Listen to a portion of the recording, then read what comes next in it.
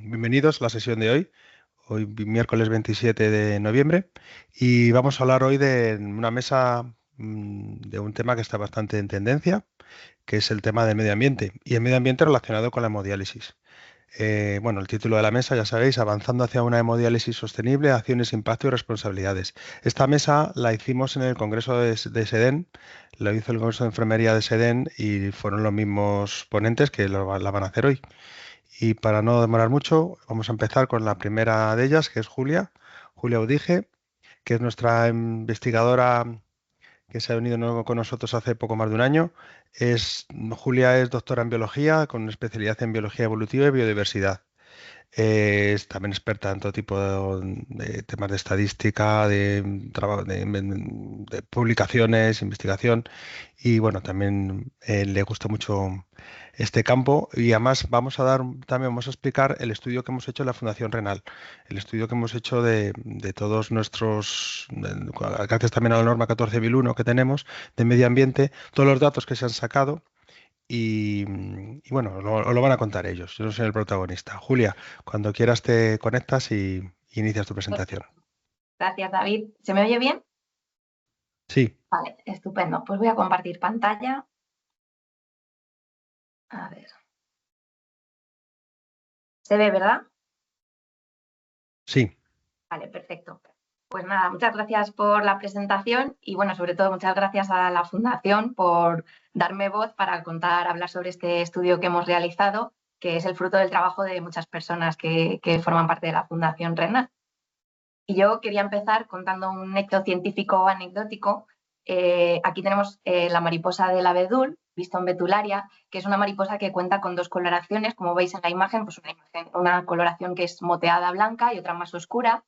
Y bueno, pues a mediados del siglo XIX comenzaron a desaparecer las mariposas blancas y a prevalecer las de coloración más oscura, hasta llegar a ser el 95% de la población de esta mariposa llegó a ser negra. ¿Por qué fue esto? Con la llegada de la industrialización, los troncos de los árboles se tiñeron de color oscuro, los líquenes claros desaparecieron y la mariposa negra, como veis en la imagen, pues pasaba desapercibida ante los depredadores y pues era mucho más fácil depredar a la blanca y empezó a desaparecer esta población.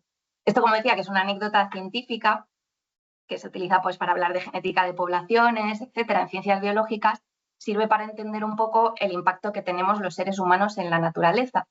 Y bueno, pues cómo tenemos que preocuparnos cada vez más para tender hacia modelos que sean más sostenibles. Según Naciones Unidas, la sostenibilidad es la capacidad que tenemos de satisfacer nuestras necesidades ahora sin comprometer el futuro, es decir, permitir que el sistema permanezca en el tiempo. Como sabéis, pues nuestra salud está muy relacionada con el medio ambiente. Los ecosistemas pues, crean el aire que respiramos, nos permiten cultivar los alimentos que nos comemos y bueno, pues la crisis climática afecta a nuestra salud. A la vez, el sector salud, que cada vez siente más presión por esta crisis climática, pues tiene una huella en el ambiente que es palpable y es de lo que vamos a hablar hoy en estas tres ponencias. ¿Qué consecuencias tiene la crisis climática? Pues sequías, incendios. Como veis en el centro hay una imagen de un mapa de la NASA que tiene pues, la figura de los incendios que ha habido en las últimas 2 semanas en el mundo, la contaminación, los plásticos que están por todas partes. Y bueno, pues tenemos ejemplos recientes con la crisis de la COVID y pues por desgracia las inundaciones que han tenido lugar en Valencia recientemente. Entonces, bueno, como decíamos, el sector sanitario es vulnerable y es parte del problema, pero ¿qué tiene que ver la hemodiálisis en todo esto? Pues como sabemos, es una técnica, es un tratamiento que tiene un impacto en el medio ambiente, por otro lado, cualquier actividad sanitaria, en la que se consume agua, se consume electricidad y se generan residuos. Entonces, no queremos tampoco dar una imagen pesimista, sino todo lo contrario. Conociendo el impacto que tenemos, pues podemos intentar tender hacia un modelo más sostenible.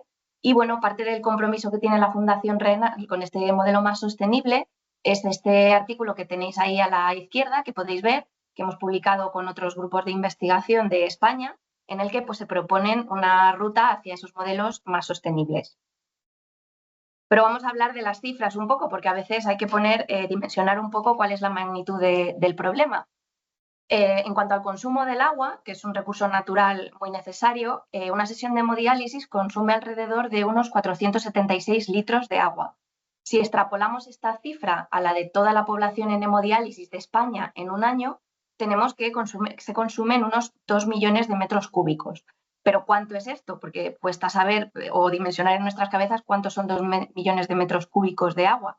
Pues por tener una comparación, podemos decir que una sesión de hemodiálisis consume agua, el consumo de agua que harían más o menos diariamente unas 4 personas, y en el caso de la población total en hemodiálisis en España sería el equivalente a unas 800 piscinas olímpicas en un año. En el caso de la electricidad, pues tenemos cifras como que una sesión de hemodiálisis consume unos 12 kilovatios hora y toda la población extrapolada, la población en hemodiálisis de España en un año sería alrededor de 52.000 megavatios hora. ¿Cuánto es esto? En el caso de una sesión, pues es el consumo de electricidad que realizan más o menos 3 personas en sus hogares, y en el caso de la población en hemodiálisis de España sería el equivalente a unos 13.000 conciertos de Taylor Swift. Que no se enfaden los Swifties y las Swifties, es simplemente por poner un ejemplo de lo que consume un evento con iluminación, pantalla, efectos especiales, sonido a todo volumen, etcétera. Y en el caso de la generación de residuos, pues tenemos que existen diversos tipos de residuos que se clasifican en peligrosos, plástico, otros, tampoco vamos a profundizar mucho, pero sí que tenemos que entender un poco la dimensión de esta generación, porque, por ejemplo, si nos fijamos en la generación de plásticos, 100 gramos pueden no suponer gran cosa en una sesión de hemodiálisis, pero toda la población en hemodiálisis en España en un año son 500 toneladas, que si sabemos que un coche pesa entre 1 a 1,5 toneladas, estamos viendo que es el peso equivalente en plástico a 500 coches.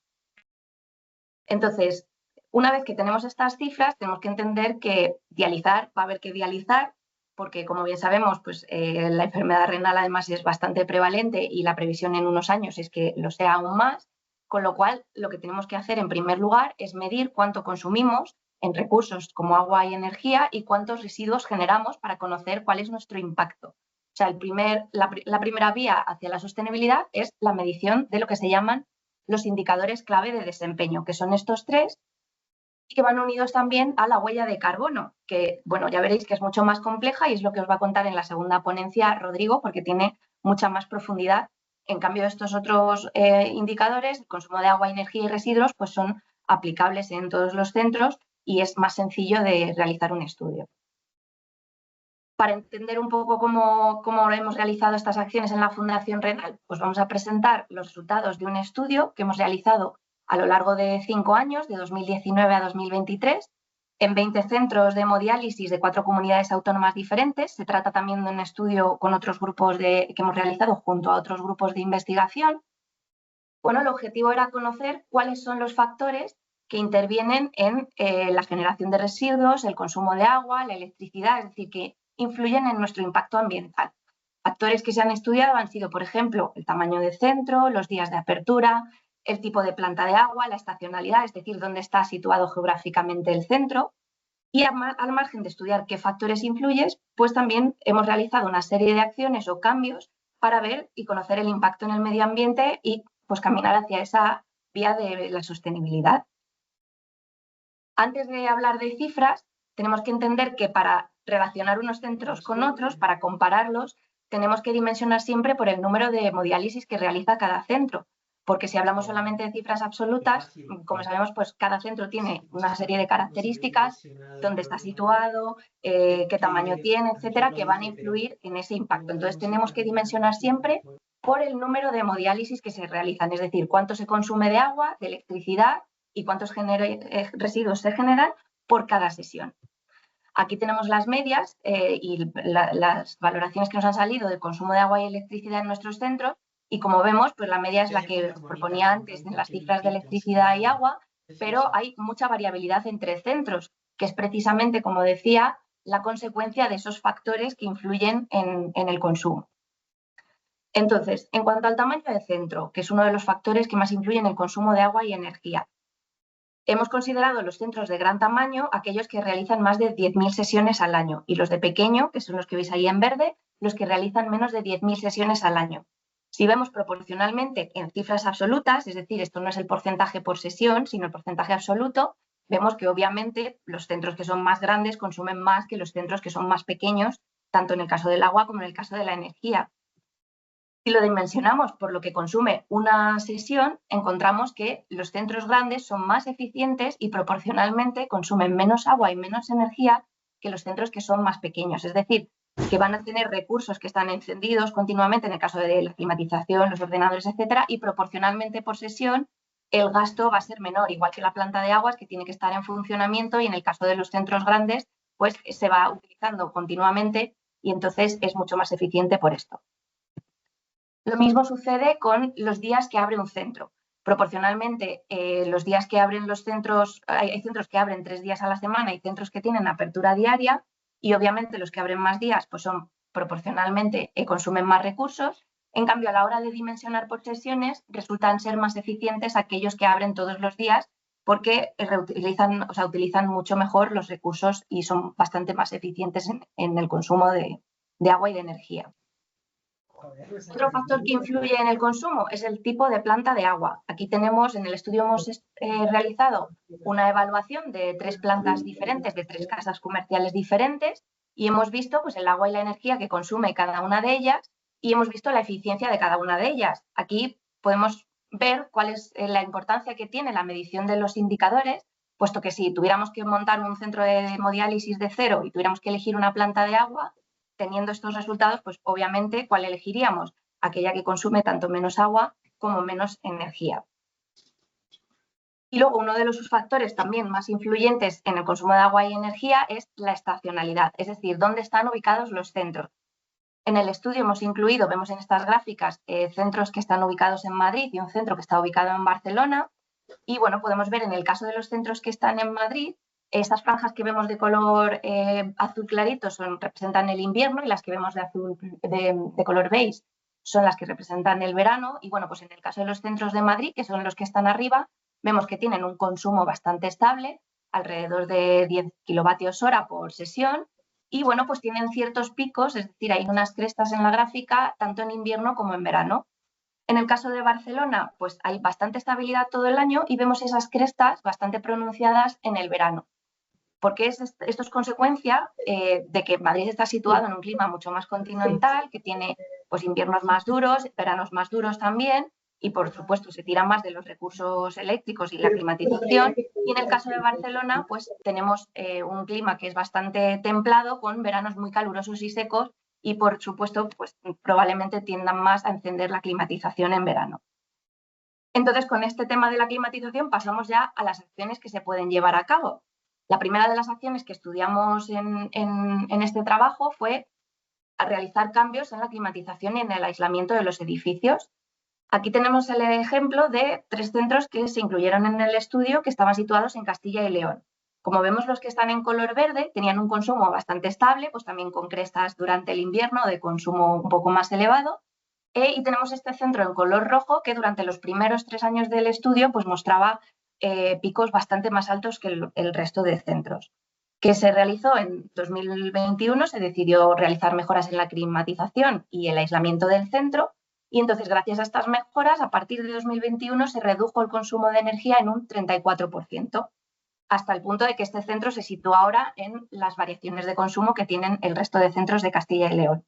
Entonces aquí pues volvemos a ver la importancia de medir los indicadores que nos permitan saber en qué punto estamos para realizar acciones de mejora en los centros de hemodiálisis. Otra acción respecto a la generación de residuos en este caso. Ahí tenemos el ejemplo de 2 centros en Madrid que contaban con garrafas rígidas de ácido concentrado y se decidió cambiar a bolsas de ácido flexible. ¿Qué sucedió? Al cambiar a las bolsas de ácido, que eran flexibles, se redujo la emisión de plásticos en un 34%, porque estos materiales pues, generan menos residuos en general. Después de esto, en 2022, se decidió también cambiar en estos centros a plástico de concentrado, o sea, a cubas grandes de plástico de concentrado, y también se redujeron la emisión de residuos desde el punto que desde el inicio en 2019 hasta el final del estudio se redujo la emisión de plástico en estos centros un 70%. Y si vemos los 2 centros que tenemos en Madrid de la derecha, pues estos 2 centros en los que se cambió a cubas grandes de ácido centralizado se unificó el consumo casi como con los centros de Madrid que ya tenían desde el inicio este centralizado. En cuanto a la generación de residuos peligrosos, en 2 centros, uno en Galicia y otro en Madrid, se decidió cambiar de ácido peracético como desinfectante al ácido cítrico, que además se considera que es más respetuoso con el medio ambiente. Y como vemos en la gráfica, pues igualmente como sucedía con los plásticos, cambiar a ácido cítrico redujo la emisión de residuos peligrosos en estos centros en concreto. Entonces, por recapitular un poco, pues sabemos que la hemodiálisis tiene una huella que consume agua, consume energía y genera residuos, pero siempre podemos tender a reducir, conociendo los factores que influyen en estos consumos y en esta generación de residuos, siempre podemos tender hacia un modelo más sostenible. Y entonces, el primer paso siempre será medir los indicadores, conocer en qué punto estamos y luego pasar a realizar acciones de mejora hacia un modelo más sostenible. Y yo ya para despedirme, pues solo quería decir que cada una de estas acciones es una pieza del puzzle, o sea, el cambio de la climatización, que segreguemos correctamente los residuos, pero también las personas que estamos o que estáis en el sistema sanitario formáis parte de ese puzzle y bueno, entre todos pues podemos hacer, conocemos y sabemos cómo podemos hacer de la diálisis algo más sostenible y os animo también a que participéis pues de estas acciones. Y nada más, ya damos paso a Rodrigo con su interesante ponencia. Muy bien, muchas gracias, Julia. Vamos ahora a pasar por el segundo ponente, que es Rodrigo Martínez Cadenas. Es ingeniero en bioprocesos, investigador de análisis del ciclo de vida, especializado sobre todo en la huella de carbono, que es de lo que nos va a hablar. En otro también un estudio multicéntrico que se ha hecho bastante importante, que además es parte de su tesis doctoral. Rodrigo, cuando quieras. Bueno, muchas gracias, David. Primero de todo, ¿veis la pantalla? Sí, se ve. Vamos a Vale, dejar las preguntas para el final, para las 3 ponencias, acordaos. Y en cualquier momento también podéis escribir por el chat, ¿vale? Adelante. vale, pues bueno, muchas gracias por la introducción y también gracias a la Fundación Renal por hacer posible y dar visibilidad a estudios de este tipo. Y ahora que tenemos una comprensión más clara de los desafíos y de las pequeñas acciones que podemos llevar a cabo y que tienen un gran impacto en la sostenibilidad de la hemodiálisis, es momento de explorar y trazar nuevas estrategias que nos permitan ir un paso más allá en la reducción de nuestra huella de carbono. Y para ello vamos a centrarnos en uno de los resultados que Julia ha mencionado, que es en la sustitución de formatos más pequeños de ácido concentrado, como pueden ser el uso de garrafas o bolsas flexibles, por formatos más grandes, como son el ácido centralizado, con el uso de cubas de 300 y 600 litros. Para ello, lo que haremos será... Perdona, Rodrigo, sí, no están pasando las diapositivas. ¿Las estás pasando? sí, estoy introduciendo un Ah, poco... perdóname. No, no pasa nada.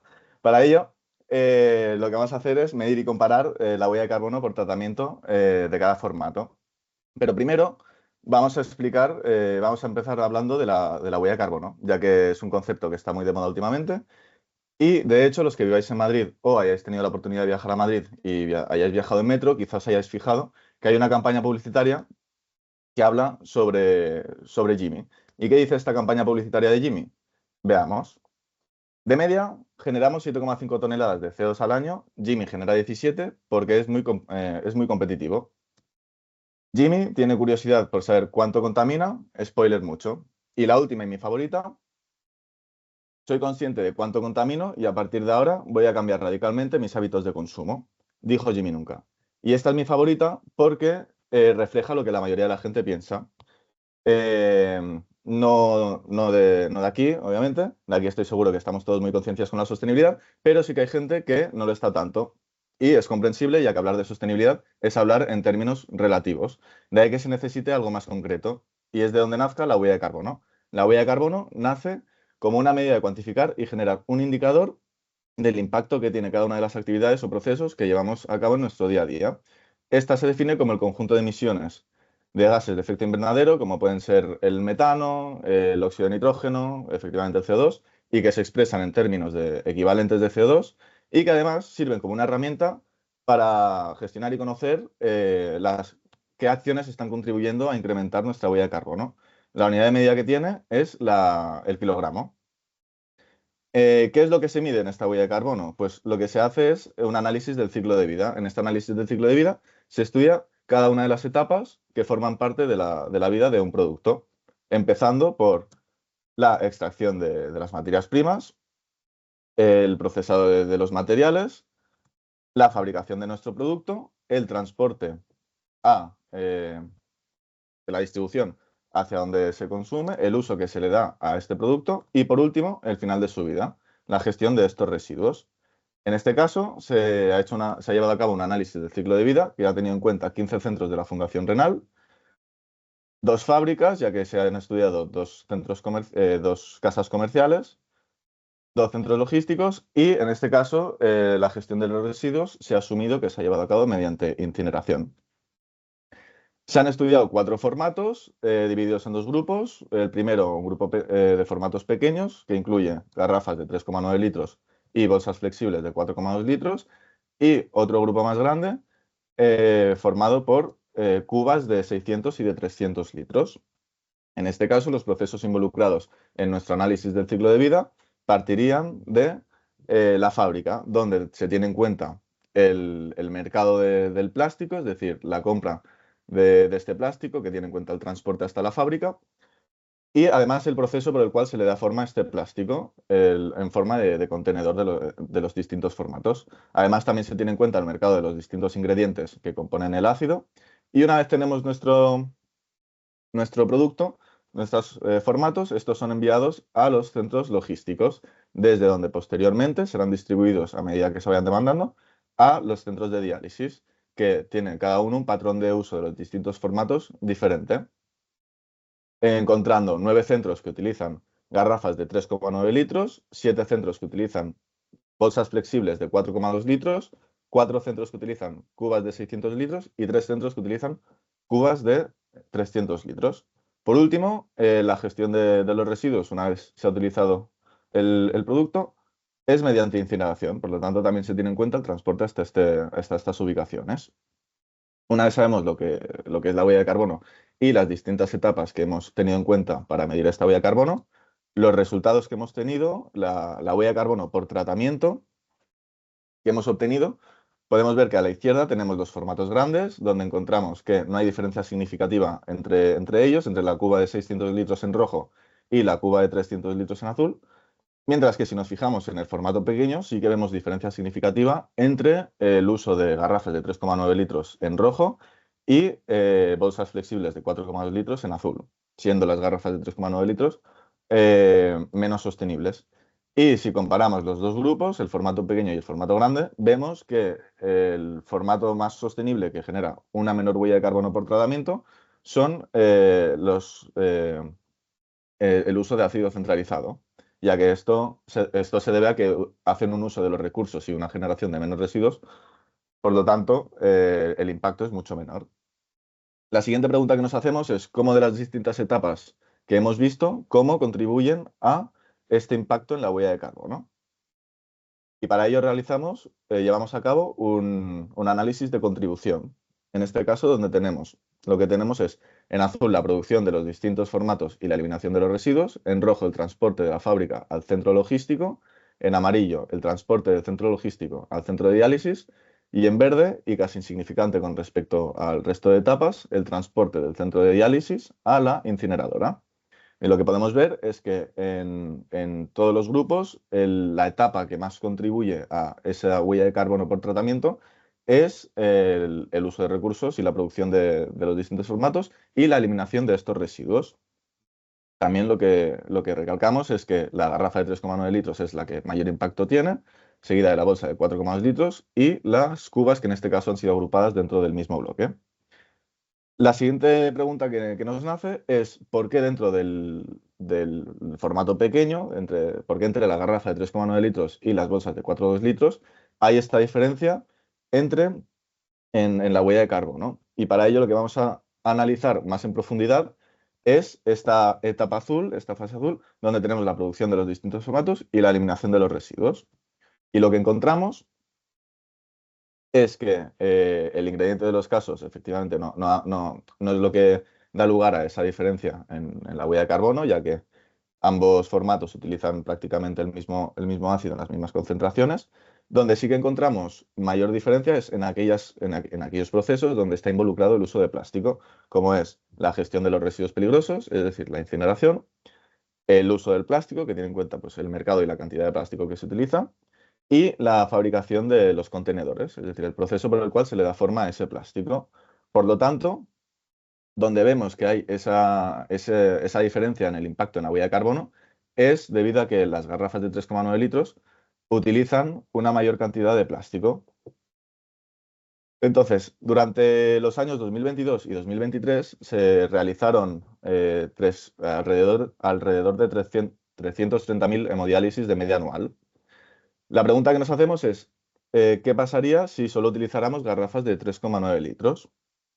Pues en comparación de las bolsas de 4,2 litros, lo que tendríamos es un exceso de alrededor de 206.000 kilogramos de equivalentes de CO2, mientras que si lo comparamos con las cubas, lo que tendríamos es un exceso de casi 2 millones de equivalentes de CO2. Dicho de otra forma,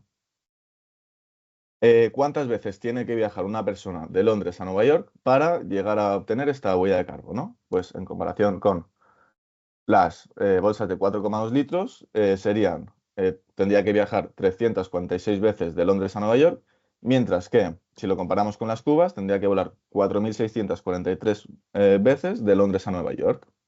Así que, ahora que hemos entendido cómo productos que tienen la misma funcionalidad, pero que se presentan en formatos distintos y por lo tanto tienen un impacto en la sostenibilidad de la hemodiálisis diferente, me gustaría recordar, para finalizar, cómo nuestras acciones tienen un impacto en la huella de carbono y podemos minimizarla con alguna de nuestras decisiones, que obviamente muchas no vendrán de nosotros, sino vendrán de los gestores, y otras muchas no vendrán ni del propio centro, vendrán de fuera, pero habrán otras que, por pequeñas que sean, sí que dependerán de nosotras y que si las llevamos a cabo si las llevamos a cabo correctamente desde un punto de vista sostenible, al final del año y de forma conjunta habréis ayudado significativamente a hacer de la hemodiálisis un tratamiento mucho más sostenible. Muchas gracias. Y Mucha- ahora David dará paso a Marta. sí, muchas gracias, Rodrigo. A ver, y ahora vamos a dar paso a la tercera ponente de la mesa, que es Marta San Juan. Marta San Juan es enfermera, es la supervisora del Centro Los Olmos de la Fundación Renal y, bueno, es la parte de enfermería y nos va a hablar de cuidando el planeta, sobre todo el papel de la enfermería, la sostenibilidad y lo que puede hacer desde las unidades de diálisis. Adelante, Marta. Vamos bien de tiempo. Gracias, David. Gracias, Julia y Rodrigo, por transmitirnos la medición de indicadores. Y con estos indicadores yo voy a tratar de transmitiros la importancia del por qué nuestras acciones al nivel en el que nosotros podemos durante nuestra actividad asistencial son importantes. Bueno, ya sabemos que cada sesión de hemodiálisis consume grandes cantidades de agua, de electricidad y genera grandes cantidades de residuos de etiología muy variada. Y es que nuestra actividad, tanto en el trabajo como en nuestra vida diaria, tiene consecuencias en los ecosistemas. Por eso hoy es imposible hablar de la salud de nuestros pacientes sin hablar de la salud de nuestro planeta. Desde 2015 surgió un nuevo concepto que es el de salud planetaria, que promueve la consecución del máximo nivel de salud de la humanidad respetando los límites naturales de la Tierra. Y esos límites naturales, según los estudios, han establecido 9 y hemos sobrepasado 6. Solo por mencionar algunos estudios, la Fundación de Lancet y el estudio del IPCC, el Panel Intergubernamental para el Cambio Climático, nos aportan datos claros de la extrema situación que sufre el planeta a nivel global y del profundo impacto de la actividad humana no solo en la biosfera, sino en todos los ecosistemas. Y predicen que la salud y el bienestar humanos, que hasta ahora iban en aumento, tenderán a empeorar, de hecho ya lo han hecho, como nos ha explicado Julia, junto con la salud y el bienestar ecológicos. Además, el concepto de salud planetaria incorpora un concepto de justicia social promoviendo la equidad en salud y buscando garantizar la salud individual y colectiva. Y es que cuando hay cambios climáticos, las poblaciones más afectadas son las más vulnerables, los pobres, marginados y sobre todo los enfermos crónicos, que es lo que a nosotros nos interesa en este caso. La Organización Mundial de la Salud ya nos dijo que la salud de las personas viene determinada por sus circunstancias y las de su entorno. Y esto nosotras, las enfermeras, ya lo sabíamos porque nos lo enseñó Florence Nightingale en el siglo XIX y lo dejó registrado en su libro Notas de Enfermería. Y además, nuestro código ético dedica un capítulo entero a recordarnos el deber de conservar y proteger la naturaleza y promover iniciativas que reduzcan las prácticas nocivas para el medio ambiente. ¿Cómo vamos a traducir esto en nuestra práctica diaria? ¿Cómo vamos a incorporar la sostenibilidad?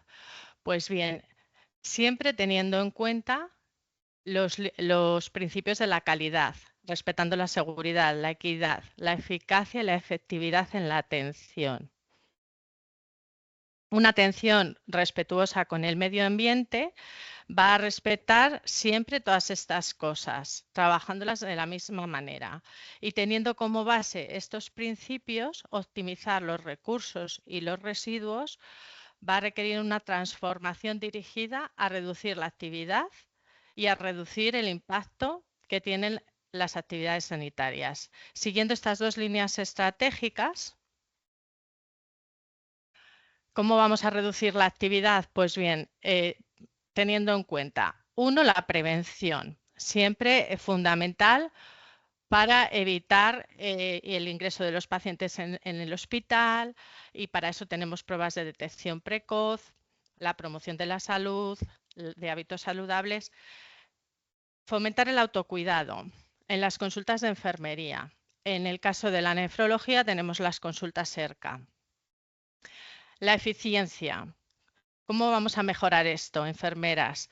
Pues con la enfermería de práctica avanzada, especialista en el cuidado del paciente renal, que puede agilizar rutas para acceso al trasplante, puede coordinar servicios, puede potenciar el uso de la fístula arteriovenosa.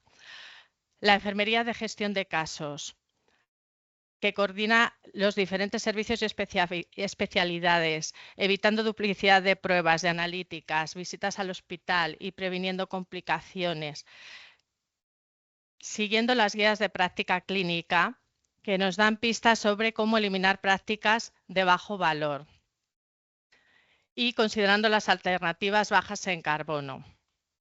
Bueno, aquí tenéis un ejemplo de una actividad que se considera en Choosing Wisely como de alto valor y que hacemos en muchas ocasiones. Nos habrá pasado a todos en las unidades de diálisis, cuando un paciente con enfermedad renal instaurada en tratamiento renal sustitutivo nos pide hemodiálisis tras una prueba de contraste. Bueno, como la actividad siempre va a existir, como ha dicho Julia, siempre vamos a tener que dializar. ¿Qué vamos a hacer para reducir el impacto? Pues lo primero que necesitamos es en las organizaciones un sistema de gestión medioambiental, ¿vale? Que nos va a ayudar a implantar políticas, procedimientos y prácticas para gestionar el impacto de manera sistemática y controlada. Lo más importante de este sistema para nosotros es la implantación y es el seguimiento por parte de todo el personal, la educación continua. La enfermería debe fomentar la cultura del compromiso ambiental y vamos a ir incluyendo aquí ya la gestión de los residuos. En cuanto a la gestión de los residuos que se van a generar durante esta actividad inevitable, pues tenemos que pasar de una cultura de usar, tirar, comprar a una cultura de reutilización, recuperación y reciclaje. Evaluar los procesos para reducir el uso de residuos como papel, plásticos y productos desechables, priorizando materiales de larga duración y optimizando su consumo. Controlar el consumo de agua, la utilización de grifos de bajo flujo, la reutilización del agua de ciertos procesos, como hemos visto, las tecnologías de bajo consumo energético, la iluminación LED, apagar las luces cuando nos vamos del centro. El uso responsable, en definitiva. Bueno, la clasificación de los residuos ya la conocemos todos, depende un poco de en qué comunidad nos encontremos, pero siempre hay que tener en cuenta el residuo no peligroso, y el residuo peligroso y su eliminación en los diferentes contenedores destinados a cada uno de ellos. O podéis encontrar la clasificación clase 1, asimilables a urbanos, clase 2, residuos específicos de la actividad sanitaria y clase 3, residuos peligrosos biocontaminados o punzantes. ¿Qué es lo importante en cuanto al ciclo de gestión de los residuos?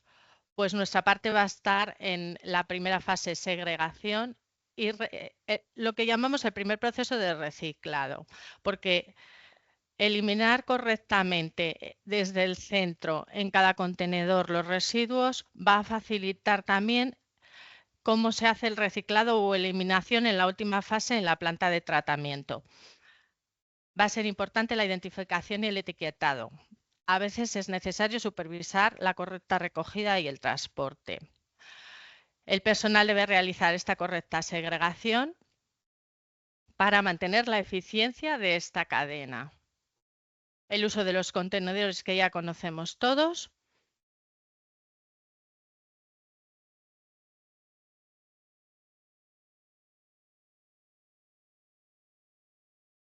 La segregación de los residuos domésticos en bolsas negras, separados de los residuos hospitalarios, los residuos peligrosos en las bolsas rojas y sobre todo concienciar de que cada cosa vaya a su contenedor específico. Un ejemplo que nosotros tenemos en los centros de hemodiálisis en la Fundación Renal es la implantación del carro de enfermería, que nos ha facilitado el uso de los recursos, teniendo el material a manos y usando lo que se necesita en cada momento, y la separación de los residuos en los diferentes contenedores, incluidos los punzantes. Cuidando el planeta, cuidamos a nuestros pacientes. Cuidar el medio ambiente es parte del compromiso de cuidar a nuestros pacientes y las enfermeras debemos liderar prácticas que ayuden a reducir el impacto ambiental de la asistencia sanitaria. Os invito a cambiar hábitos diarios incorporando acciones sencillas que influyan positivamente en nuestro medio. Gracias. Muy bien, Marta. Muchas gracias. Bueno, pasamos a una serie de preguntas. Las podéis hacer, podéis conectaros o por el chat también podéis preguntar. Y por ir empezando, deja de compartir, por favor, la pantalla, Marta. De esto que has comentado, Marta, por ejemplo, de prácticas, que se dice prácticas del no hacer, yo creo que además deberíamos plantearnos que tiene mucha importancia a lo mejor desde el punto de vista clínico, cosas que hagamos en exceso o que no sean importantes, no que no sean importantes, sino que luego además incluso no se valoran o no se analizan, como por ejemplo el exceso de analíticas, no de analíticas, sino de la frecuencia a lo mejor de las analíticas, que no da tiempo a revisarlas y estamos, aparte sacándole más sangre a los pacientes, haciendo más carga de trabajo, también gastando más recursos, gastando más tubos, gastando más tiempo en análisis, en envío de las muestras, o por ejemplo el tema de hacer más bioimpedancias, que también gastamos más tiras, gastamos más luz, o que se me había ocurrido también en las glucemias pre y post, hacer tanta glucemia a los pacientes, incluso pacientes que a lo mejor son diabéticos tipo 2, que no varía tanto los niveles de glucemia. No sé, ¿cómo piensas? Un poco de debate. Bueno, para ti, Marta, o para cualquiera que quiera responderme. Si queréis los tres, poneros la cámara, por favor.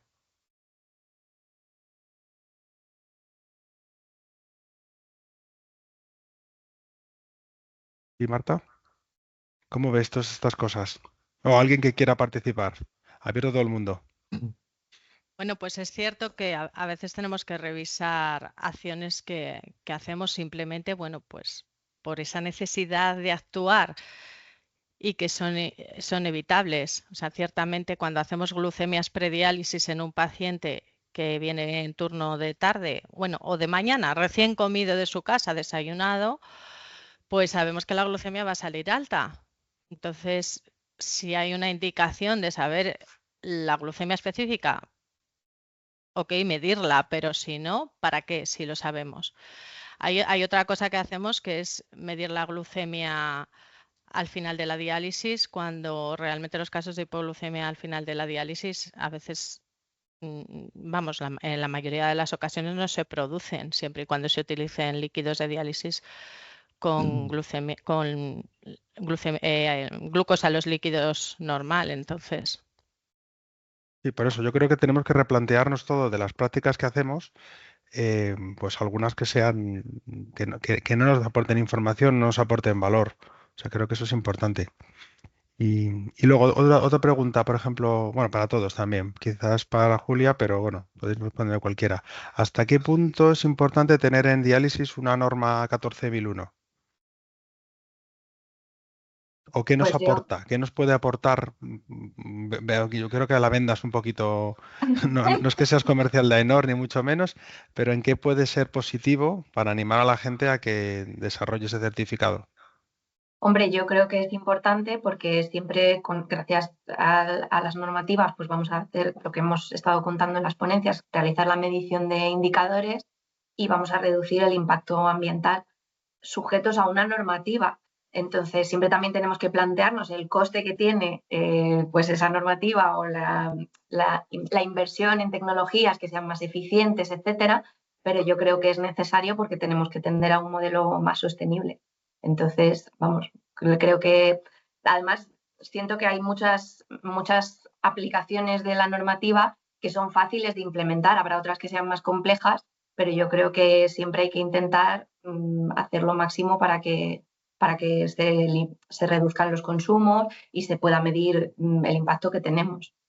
Sí, yo creo que además el tema de la coste-eficiencia, porque hablamos siempre de medio ambiente, pero Mm, yo también siempre lo veo la parte económica claro, y todo lo que es el ahorro de luz, agua, el agua quizás no sea algo tan caro dependiendo del sitio, pero la luz sí es carísima. Y yo creo que tenemos que verlo también en clave doméstica.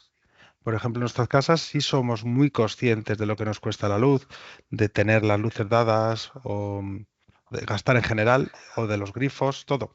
Entonces tenemos que pensar esto en todo y también en nuestro trabajo, yo creo. Veo que esta norma 14001 nos da información sobre todo. Nos ayuda a tener indicadores y toda esa información.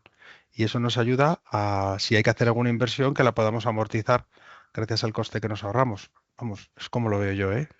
claro, siempre tenemos que pensar que va a haber una inversión inicial y que algunas cosas no se van a recuperar, a lo mejor el coste del análisis de datos o de ciertas inversiones, pero al medio y largo plazo, pues invertir en un sistema de climatización que consuma menos, pues va a hacer que consumamos menos energía y gastemos menos. O sea que al final acaba siendo eficiente a lo largo del tiempo. O sea que Sí, yo creo que por eso es importante. yo creo que es clave cuando se diseña un centro de diálisis. Todas estas cosas que partan ya de una base, porque hay muchas veces Exacto. que ya no puedes hacerlo.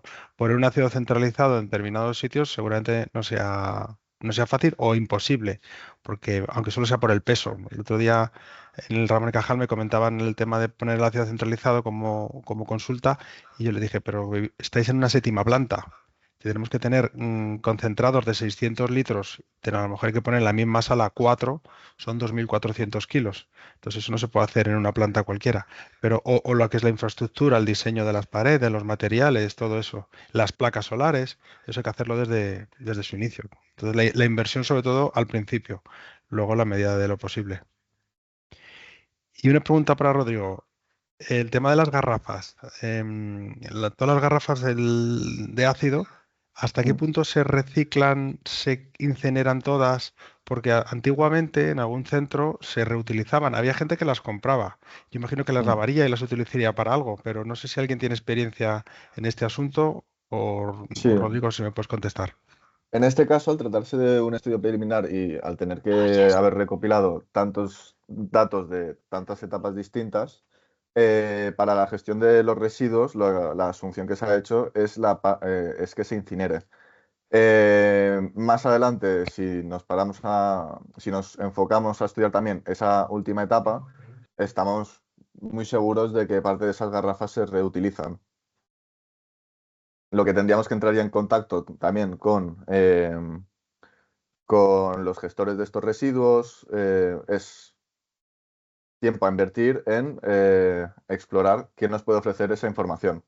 Y parte de esa información viene también dada por contactar con los gestores de los residuos e incluso por las casas comerciales. Y las redes comerciales está claro que son las que más información pueden tener sobre, y además sobre ese tipo de ácido, hasta qué punto se puede eliminar bien de esas garrafas que pueden ser utilizadas. Sí, el ácido restante, por lo que tengo entendido, hay gente que lo utiliza para las plantas. Es decir, hay gente que ya lo utiliza. ¿Mm? Sí, sí. Hola, soy Fabiola. ¿Me oís? Es que está en otro ordenador.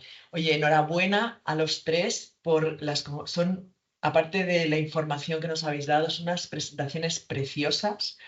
Os agradecemos muchísimo que nos lo contextualicéis, porque en el fondo todo esto de la huella de carbono y tal son conceptos que no estamos habituados y que yo creo que nos estáis introduciendo. Y este primer paso yo creo que es súper importante, así que os lo agradezco muchísimo. Y quería preguntaros, o sea, está claro que se está generando evidencia de las cosas que ya podemos hacer realmente para disminuir esa huella de carbono, que como decía David, pues a lo mejor en el Ramón y Cajal, si están en la 7ª planta no pueden, pues a lo mejor el gerente tiene que cambiar y bajar nefrología a la planta baja y que puedan poner centralizado, ¿no? Es decir, todo son decisiones que se pueden ir tomando cuando se va generando evidencia, que es lo que estamos haciendo, analizar estos datos que son interesantísimos. Entonces, yo os quería preguntar, que es lo más difícil, ¿no? Cuando Rodrigo decía, todos nos parece fenomenal, escuchamos y nos parece fenomenal, pero cuando llega el momento y tenemos que tomar nosotros nuestros cambios de hábitos, ya ahí empieza a ser de otro costal, por decirlo así. ¿Cómo se os ocurre, aparte de este tipo de mesas y de conferencias y de sesiones clínicas para que la gente vaya entendiendo el concepto y vaya siendo consciente, pero de ser consciente a hacer una acción no está asegurado? O sea, que la gente sepa una cosa no significa que la vaya a hacer, ¿no? Porque pues todo el mundo sabe que tenemos que hacer ejercicio para nuestra salud, pero todo el mundo no hace ejercicio. Entonces, ¿qué acciones o qué se os ocurría a los tres como para proponer que todos vayamos poco a poco haciendo cosas pues en nuestras unidades de diálisis, aparte de lo que podamos, digamos, ya ir poniendo en procedimientos del centro o a nivel de calidad, pero cosas como más de ir por casa? ¿Cómo se os ocurre que podríamos motivar a las personas a hacer cosas? Em, a ver, yo por mi parte creo que este primer paso, como bien has dicho, es concienciar, y a mayor concienciación, una mayor proporción de la población sí que tomará acción. Esta conciencia se puede ganar pues a través de este indicador, que es la huella de carbono, donde ya sí que refleja de forma concreta cómo cada una de las acciones pues tiene un impacto en tu día a día. De forma que puedes saber si una acción u otra generará una huella de carbono mayor o menor. Ahora bien, lo único que se puede hacer desde mi punto de vista es concienciar a la gente y hacer que más gente tome acción, pero nunca creo que, en plan, habrá gente que no quiera tomar acción por mucho que la conciencies. Lo importante es que haya una mayor proporción de gente que sí que tome acción, desde mi punto de vista, vamos. Sí, yo estoy de acuerdo con Rodrigo. Creo que para concienciar, pues lo primero es dar formación. Cuando presentamos la mesa nos sacaron un poco los colores porque decía, y formáis a la gente, pero y luego la gente lo hace. Y es verdad que muchas veces se da formación, pero quizá está poco personalizada para las necesidades de cada centro o de cada persona, ¿no? Y lo que conoce cada persona sobre el impacto en el medio ambiente. Y entonces a lo mejor habría que hacer acciones formativas que fuesen un poco, que implicasen más al personal. No sé, se me ocurre en plan, pues ver cuántos plásticos consumo yo como persona en mi casa, en el centro y tal, y los peso al final del día, y entonces soy consciente de lo que estoy emitiendo en la generación de residuos que estoy haciendo, o cosas que ayuden a la gente a concienciar sobre el impacto que tiene, que pues como decíamos, un plástico de 100 gramos no es nada, pero a lo largo del día 10 plásticos de 100 gramos pues es una cantidad importante de plástico. Entonces, sobre todo la formación, y trabajar también para que la gente se quiera implicar, que no es solo formación de conocimientos, sino también de hábitos y de cambiar las costumbres, creo yo. Bueno, pues yo añadiría a lo que han dicho Rodrigo y Julia. Nosotras lo que debemos hacer es practicar con el ejemplo. A la hora de la gestión de residuos, pues eliminar los residuos en el contenedor adecuado, hacerlo siempre. ¿no? Porque esas pequeñas acciones que hacemos durante el día a día influyen en el planeta, influyen en cómo los demás actúan y ayuda a implantar realmente esa formación que está diciendo Julia. Ujú. ¿Y qué haríais con los no creyentes, los que piensan que todo esto nos lo estamos inventando? ¿Qué les podríamos decir? Bueno, yo a los no creyentes les diría que la ciencia está ahí y realmente la ciencia nos está diciendo que estamos dañando mucho la biodiversidad y que los recursos no son ilimitables, que no estamos dejando a la Tierra regenerarse en la medida en que nosotros consumimos. Sí, yo estoy de acuerdo con Marta. O sea, si hay evidencia científica, pues vamos a fiarnos de la evidencia científica, de lo que nos cuentan los biólogos sobre la biodiversidad, los geólogos sobre el cambio climático. O sea, cada uno tiene su función y yo creo que hay que basarse en los datos que nos aportan para entender el impacto que tenemos y lo que ha dicho Marta, que los recursos son limitados y somos 8.000 millones de habitantes en el planeta consumiendo recursos continuamente. Pues nada, muchísimas gracias. Me parece que no hay ninguna pregunta más. Yo creo que este es un paso. No sé si Rodrigo quería comentar algo. Ah, ¿querías decir algo, Rodrigo? Perdona. No quería añadir nada más de lo que mis compañeras han añadido. Bueno, que veo que no estamos, digamos que no hay más preguntas, nadie ha levantado la mano. Ahora cerrará la mesa, la sesión clínica David. Nada, agradeceros muchísimo, de verdad, lo bonito que nos lo habéis contado, lo claro y lo para mí motivante e inspirador de todo lo que habéis contado. Y yo creo que vamos a coger el reto y vamos a ir centro por centro viendo qué podemos hacer de especial todo cada equipo, ¿no? Y todos a una. Así que nada, bueno, muchísimas gracias. Muchas gracias y nada, que tened un grandísimo día a todo el mundo, ¿vale? Muchas gracias, David. Gracias.